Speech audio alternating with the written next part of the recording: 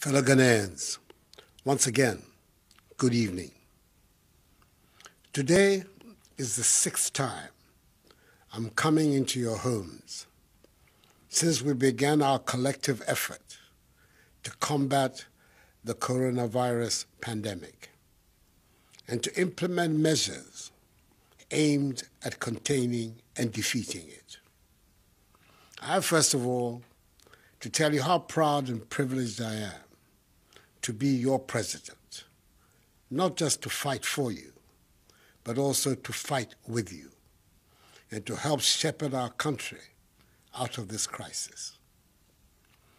I said in my last address, the government's policy in this entire drama will be largely driven by science.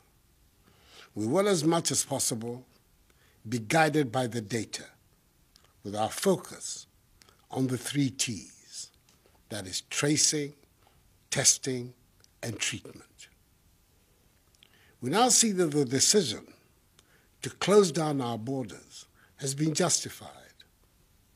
105 of the confirmed cases came from those who were mandatorily quarantined and tested on their arrival in our country on 21st and 22nd March. 192 of the cases came from travelers who entered the country before the closure and their contacts. 79% of the 378 confirmed cases are thus imported. Clearly, until we have the situation fully under control, we cannot at this time open our borders. They will have to remain shut until further notice. Further, the partial lockdown of Accra and Kumasi has facilitated a more aggressive program of enhanced contact tracing with a total of 450 teams. 37,405 samples have been taken, of which 31,933 are in Accra and 5,472 are in Kumasi. As of Wednesday, yesterday, 8th April, a total of 14,611 contacts of the samples collected have been tested for the virus in Accra and Kumasi. For Accra, 11,308 contacts were tested, and 52, i.e. 0.46% of them were found to be positive. In Kumasi, 3,303 contacts have been tested, and 25, i.e. 0.76%, have been found to be positive. In total, 77 positive cases were recorded in Accra and Kumasi, representing 0.53% of the 14,611 tested. Whilst the results are encouraging in suggesting a limited number of positives and community spread, we expect to be able to test some 10,000 additional samples in the coming week to give us a clearer picture to enable us to take a decision on the way forward.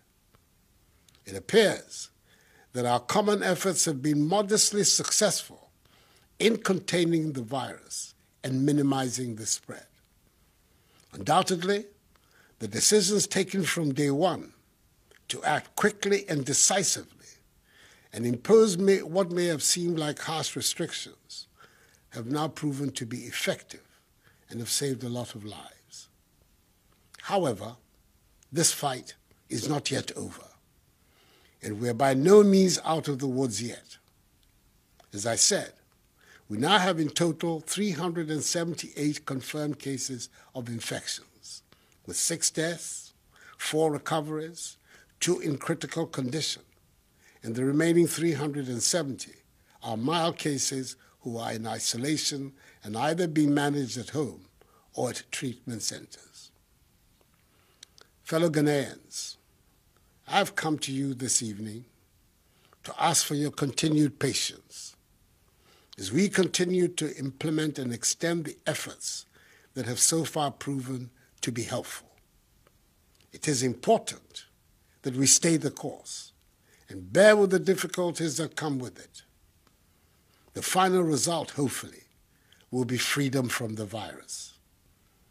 So the decision has been taken through the issuance of another executive instrument to extend the restriction on movements in the Greater Accra metropolitan area and Kaswa, and the Greater Kumasi metropolitan area and its contiguous districts by one more week, beginning 1 a.m. on Monday the 13th of April, subject to review.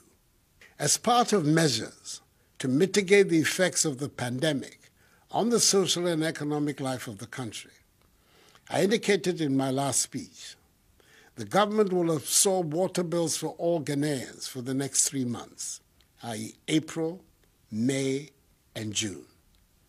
Furthermore, water tankers, publicly and privately owned, are being mobilized to ensure the supply of water to vulnerable communities.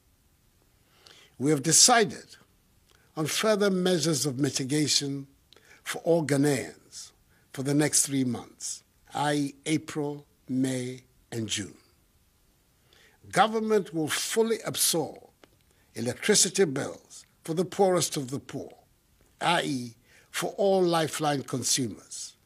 That is free electricity for persons who consume 0 to 50 kilowatt hours a month for this period. In addition, for all other consumers, residential and commercial, government will absorb 50% of your electricity bill for this period using your March 2020 bill as your benchmark. For example, if your electricity bill was 100 cedis, you will pay only 50 cedis, with government absorbing the remaining 50 cedis. This is being done to support industry, enterprises, and the service sector in these difficult times, and to provide some relief to households for lost income. Nevertheless, I urge all Ghanaians to exercise discipline in their use of water and electricity.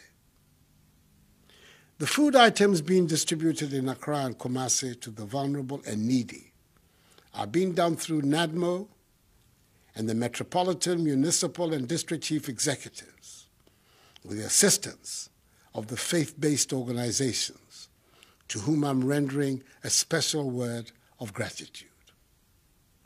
I appeal to you, let us in the meantime continue to comply with the measures. Let us maintain good hygiene and respect the social distancing protocols, even when you're going out to receive the food. But above all, please stay at home.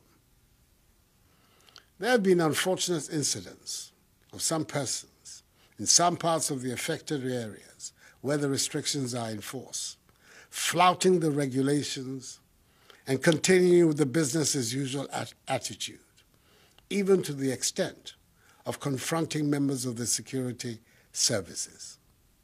That should not be countenanced. The law must be upheld, and it will be. I take no delight in announcing these restrictions. However, let us all remember that they have been put in place for our collective good. The fight against coronavirus has served as a humbling reminder of the things that matter, the things that cannot be bought, and the things that all too often go unappreciated as a result of the stress of daily life.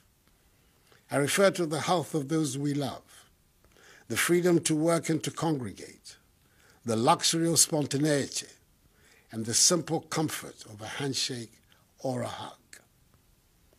These are the blessings of normalcy that we're fighting to restore, blessings that we must hold on to with a deeper sense of appreciation once this pandemic has passed. I express on all our behalves our gratitude for the assistance given us by the governments of the People's Republic of China, the United States of America, the African Union, the African Development Bank, the International Monetary Fund, the World Bank, the European Union, and the Jack Ma Foundation. We appreciate their expression of solidarity. A friend in need is a friend indeed. I thank all those also who have made donations and contributions into the COVID-19 National Trust Fund for their kind gesture. Fellow Ghanaians, today is Maundy Thursday, and tomorrow, a few hours from now, Friday, 10th April, Good Friday, is the start of Easter, which for us Christians commemorates the unique sacrifice that our Lord and Savior Jesus Christ made for our salvation on the cross of Calvary. The season is a good opportunity for all of us to reflect on that ultimate sacrifice, and for each one of us also to make a sacrifice for the sake of humanity's survival. We're used to attending Easter conventions, making merry, visiting friends and family, and having a good time. Yes, like a lot of you, I was also looking forward to visiting Kwahu during this time of the year, which I've been doing for several years. However, I'm urging all of us to do the exact opposite of what we have been used to for many years. Stay at home. I ask you to keep your distance from your parents, grandparents, and extended family, and celebrate this holiday apart. Do not host a big family gathering, and sternly refuse to attend one if you're invited. Your relatives will understand you're doing this out of love for them. Please make that sacrifice. Sremo, asama maken, mundeso, ebeboa ye nyina, memamu nyina efisiapa. Minkpanyofai, mibi ninke, nye yeno, ibawa wofen, mihanye, afio, afi. So on behalf of my beautiful Rebecca, my children, grandchildren, and entire family, and members of government, I wish you all a joyous and happy Easter, even if a restrained one. And let me extend a special Easter goodwill message to our amazing health workers and to the members of our security agencies for their patriotic efforts. May God bless us all and our homeland Ghana, and make her great and strong. Have a good evening, enjoy the holidays, and I thank you for your attention.